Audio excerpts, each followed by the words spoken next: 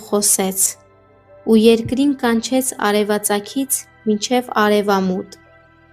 Սիոնից, գեղեցկության կատարելությունից, Աստված փայլեց, մեր Աստվածը գալու է ու չի լռելու, նրա առջև սպառող կրակ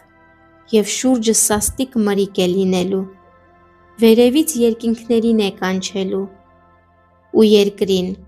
որպեսզի դատի իր ժողովրդին։ Ինձ մոտ հավաքեցեք իմ սրբերին, նրանց,